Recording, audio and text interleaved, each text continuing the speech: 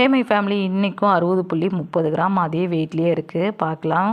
வழக்கம் போல் கருவேப்பிலை சாப்பிட்டு தண்ணி குடிச்சிட்டேன். வானலில் பார்த்தீங்கன்னா ஒரு 5 ml அளவுக்கு எண்ணெய் விட்டு கடலைப்பருப்பு உளுத்தம் பருப்பு சேர்த்து ஒரு பெரிய வெங்காயம் 2 பச்சை மிளகா கருவேப்பிலை சேர்த்துட்டு ஒரு கைப்பிடி அளவுக்கு தேங்காய் பூ சேர்த்து நல்லா வதக்கிட்டேன். ராகி பார்த்திங்கன்னா ஆவியில் ஸ்டீம் பண்ணி வச்சுருந்தேன். 50 கிராம் அளவுக்கு தான் எடுத்திருந்தேன். அதையும் அதோடு சேர்த்து நல்லா வதக்கிட்டு உப்பு சேர்த்துக்கிட்டேன். இதோடு பார்த்திங்கன்னா 25 கிராம் அளவுக்கு பாசிப்பருப்பு 20 கிராம் வேர்க்கடலையை வேக வச்சு வச்சுருந்தேன். அதையும் இதோட சேர்த்துக்கலாம். இதுதான் வந்து ஃபுல்ஃபில்லாக நம்ம வயிறை திம்முன்னு வச்சுருக்கோம். ஸோ வந்து பாசிப்பருப்பும் வேர்க்கடலையும் தான் அதிகமாக சேர்த்துருந்தேன். இப்போது வழக்கம் போல் எக்ஸசைஸ் பண்ணிக்கிட்டேன். நீங்கள் கண்டிப்பாக வெயிட் லாஸில் எக்ஸசைஸை ஒரு 40 மினிட்ஸ் பண்ணுறீங்க அப்படின்னா வாக்கிங்கும் ஒரு 20 மினிட்ஸாவது போங்க. அதுவும் கை வீசி காலையில் டைமில் நடக்கிறீங்க அப்படின்னா நல்லா சூப்பராக ரிசல்ட் இருக்கும். அடுத்த நாள் நம்ம பார்த்திங்கன்னா வெயிட்டில் கூட நமக்கு நிறைய சேஞ்சஸ் கிடைக்கும். நான் வந்து வாக்கிங் போகிறதில்ல. இப்போ வந்து இதை எல்லாருக்கும் நான் ஒரு மோட்டிவேஷனாக செய்யணுங்கிறதுக்காக தான் கண்டினியூவாக பண்ணிகிட்ருக்கேன். எனக்கு 58 வந்தாவே போதும். பட் பெரிய வெயிட் லாஸ் பண்ணிகிட்ருக்கீங்க, ஒரு 20 கிலோ குறைக்கணும் அப்படின்னா கண்டிப்பாக வெறியாக வாக்கிங் ப்ளஸ் எக்ஸசைஸ் பண்ணுங்கள். சூப்பராக ரிசல்ட் வரும். அதனால் ஒர்க் அவுட்டுங்கிறது நம்மளுடைய டெய்லியும் ஒரு ஸ்கூல் போகிற ஒர்க்கு மாதிரி நினச்சி கண்டிப்பாக செய்யுங்க. இது வந்து எக்ஸசைஸுங்கிறத விட நம்மளை செய்யணும். அப்போ தான் நம்ம வந்து உடல் குறையும் அப்படின்னு ஒரு வெறியோடு செய்யுங்க. கண்டிப்பாக ரிசல்ட் வரும். இன்றைக்கி காலை உணவுக்கு நம்ம செஞ்சுருந்த அந்த ராகி பாசிப்பருப்பு கூட்டை வச்சுக்கிட்டேன். பாருங்கள், இவ்வளோ ட்ரையாக இருக்குது. வேர்க்கடலை தான் அதிகமாக, பாசிப்பருப்பு தான் அதிகமாக இருக்கணும், ராகி கம்மியாக தான் இருக்கணும்.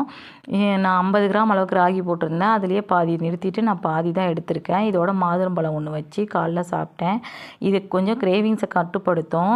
அதுக்காக தான் இதை செஞ்சு இன்றைக்கி சாப்பிட்டேன். வழக்கம் போல் தண்ணி குடிச்சிட்டு சாப்பிட்டேன். மதியம் வந்து பார்த்திங்கன்னா ஒரு 70 கிராம் அளவுக்கு ரைஸு, கீரை கூட்டு, இதோட கொத்தவரக்காய் பொரியல் ஒரு 200 கிராம் காலைல செஞ்சிருந்தேன் இல்லைங்களா, அதில் கொஞ்சோன்னு வச்சு சாப்பிட்டேன்.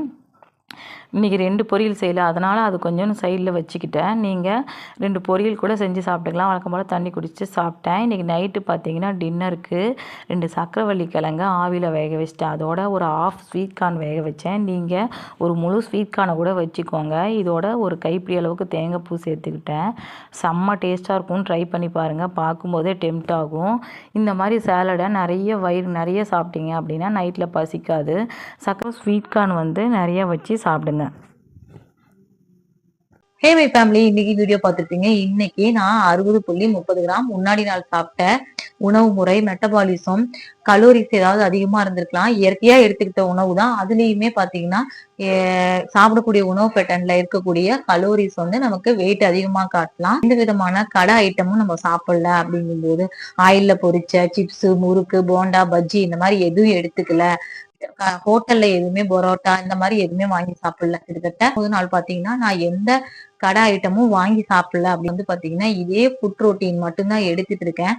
பசி இந்த 19 நாளும் நான் வந்து எதுவுமே கடையில வாங்கி சாப்பிடறதுனால கண்டிப்பா எனக்கும் நிறைய பசிய தூண்டும், கிரேவிங்ஸ் வரும். எல்லா மாற்றமும் எனக்கும் வந்திருக்கு. ஆனாலும் நான் கடையில எதுவுமே சாப்பிடாம இதுக்குள்ளேயேதான் வந்துட்டு இருக்கேன். சோ வெயிட்ல மாறி மாறி காட்டுறதுக்கு நான் ஃபீல் பண்ணவே இல்லை. இந்த மாதிரி எனக்கு நான் வெயிட் லாஸ் பண்ணும்போதும் நடந்திருக்கு. பட் இருந்தாலும் நான் இதையே கண்டினியூ பண்ணணும்னு ஒரு வெறியா நான் செஞ்சுதான் வந்து என்னோட உடல்ல பெரிய மாற்றத்தை பார்த்தேன். என்னோட உடம்புல இன்ச்சஸ்ல மாற்றம் வருது எனக்கு தெரியுது. கண்டிப்பா எல்லாருக்கும் அதேதான். வெயிட் மாறி மாறி வருது. நம்ம டிப்ரெஷன் ஆகக்கூடாது. ஆனா உள்ளுக்குள்ள ப்ராசஸ் ஆயிட்டு இருக்கும். எந்த விதமான சிக்கன், போண்டா, பஜ்ஜி இந்த மாதிரி எதுவுமே கெட்ட கொழுப்பையும் நம்ம உடம்புக்கு கொண்டு போகல.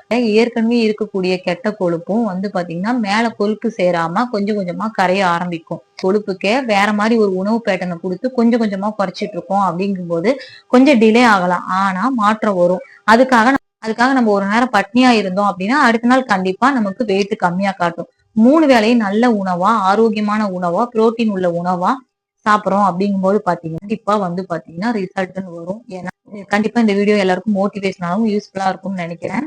வீடியோவை தொடர்ந்து பார்த்து சப்போர்ட் பண்ணுங்க. வீடியோ பிடிச்சிருந்தா ஒரு லைக் போட்டு மறக்காம நம்ம சேனலை சப்ஸ்கிரைப் பண்ணிடுங்க. பாய்.